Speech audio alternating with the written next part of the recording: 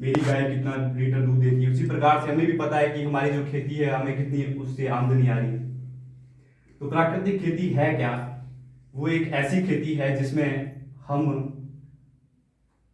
किसी भी बाजार की दवाइयों का उपयोग नहीं करते हैं। चाहे आपका यूरिया है, चाहे आपकी बाजार की कोई भी फंजीसाइड है, सिर्फ और सिर्फ इसमें प्रयोग होता है हमारी गाय के गोबर से बनी दवाइयों का। गाय के गोबर और गाय के गोमूत्र और कुछ एक ऐसी दालें ऐड की जाती है जिससे एक बहुत अच्छा टॉनिक बनता है, जो कि फ्लावरिंग टाइम में आज मैं नहीं लाया हूं, वो फ्लावरिंग टाइम में उसका काम होता है। तो जैसे कि मैम ने भी बताया कि क्यों इसकी जरूरत पड़ी आज, क्यों हम उसी सदी में लौट रहे हैं जब एक समय में नीला तोता और चूना लोग करते थे। बुजुर्ग महिलाएं यहाँ पे हैं, जानते होंगे कि नीला तोता चूना वो भी करते थे, मिशाड़दा होता है जी, मिशाड़ते जानते हैं, उसके साथ छिड़क के करते थे उसको। लेकिन आज वो समय अब नहीं कर सकते क्योंकि हमारे खेतों में इतना जहर आ गया है आज की डेट में कि उसकी पूर्ति नीला तोता चूना से स्वाभाविक नहीं है, नहीं हो पाएगी। इसीलिए हमारे पद्मश्री अवार्ड से अलंकृत सुभाष पालेकर जी, जिन्होंने इसकी खोज की और जिसकी हमने ट्रेनिंग नौड़ी यूनिवर्सिटी में ली, उन्होंने हमें इसके बारे में बताया कि हमें जब हमारे जंगलों में, जब पेड़ पौधे आप देख रहे होंगे जंगलों में हमारे पान होते हैं, खड़क होते हैं, दुनिया क्या नहीं होती, वो जब सुरक्षित रह सकते हैं तो हमारे खेत में जो फसलें हैं वो क्यों नहीं रह सकती?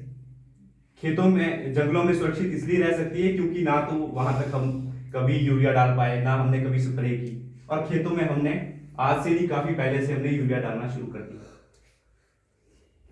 तो ये तो है कि क्यों इसकी जरूरत पड़ी और प्राकृतिक खेती कैसे करें उसके बारे में आपको बताया। थोड़ा सा मैं बताना चाहता हूँ कि सबसे पहले तो आपको एक अपना एक निश्चित एक समय सारणी बनानी है कि कौन सी दवा का प्रयोग कब करना है। दवा का प्रयोग करने से पहले आपने मिट्टी की जांच, जरूरी नहीं है कि आप कहीं जाएं मिट्टी की जांच करने, आप बिल्कुल सिंपल कर सकते हैं। एक पानी का गिलास लीजिए, उसके अंदर मिट्टी जो है आपके खेत की थोड़ा खड्डा बना के उसमें से निकालिए, उसको बिल्कुल ऐसे बना लीजिए, उसका बॉल बना लीजिए, उसको आप डिप कर लीजिए पानी के अंदर।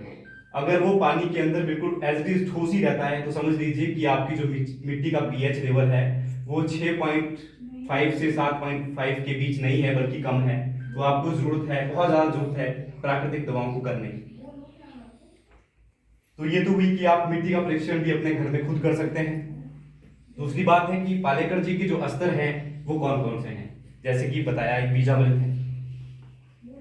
जो बीजामृत है ये, इसको कहते हैं कि बीजों का संस्कार करना। जैसे हम जब बड़े हुए तो हमारा पहले बाल संस्कार हुआ, फिर जब और बड़े हुए तो उपनयन संस्कार हुआ, फिर विवाह संस्कार हुआ। उसी तरह से हमें अब आज जरूरत है कि हमें अब बीजों का भी संस्कार करना पड़ेगा। बीजों का संस्कार कैसे करना है? ये बॉटल है 2 लीटर की है, सिर्फ आप 300 ml, 1 किलो बीज दिया ना, 1 किलो के लिए आप सफिशियंट है आपका, इतना इतना डालें बेशक। डिप कर लीजिए, आप एक थाली लीजिए, थाली के अंदर मटर का बीज डाल दीजिए 1 किलो, उसके अंदर सिर्फ इतना डालिए। ये जो दवाई है आपके आगे भी काम आने वाली है, आगे अन्य फसलों के लिए टमाटर लगेगा तो अभी आपको सिर्फ कम ही लगेगी ये डोज। और ये रही बीजा